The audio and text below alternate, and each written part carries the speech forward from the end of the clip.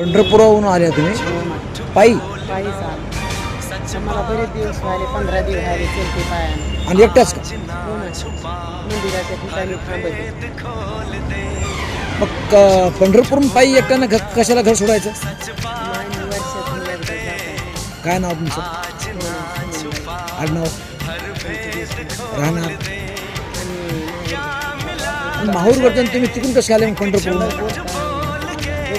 हां ऑनलाईन चालू, पण एकटे आता स्त्री आहात, एवढे वाईट वाईट प्रसंग होत आहेत. दरवर्षीच जाते.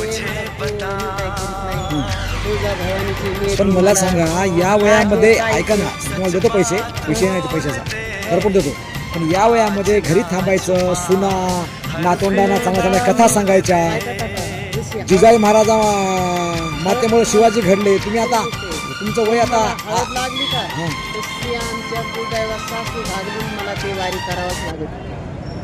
सासूबाई भागले, मग आंघोळ जेवण वगैरे आंघोळ घालत्यात, मंदिराच्या ठिकाणी संध्याकाळी जेवण देत्यात, सकाळी चहा पाचत्यात आणि मी निघते रस्त्यात. आणि त्या माळी कशाला टाकल्यावर? आता पडले असतील हरी बाबा भद्राचे. आणि झेंडा कशाला घेतला मग?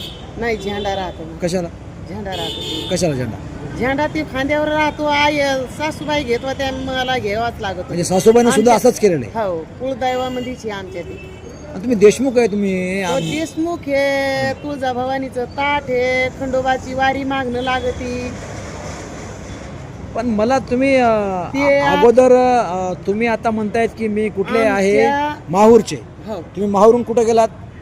आम्ही माहूरून पंढरपूर आले हा डायरेक्ट. आणि पंढरपूर म्हणजे पायीच गेलात? हा पाहिजे. पण एकटे आहात तुम्ही. काय उपरवाल्याची निला त्यानं आपल्याला एकला जन्म द्यायला, एकटं येणं एकटं जाणं आहे बाळा.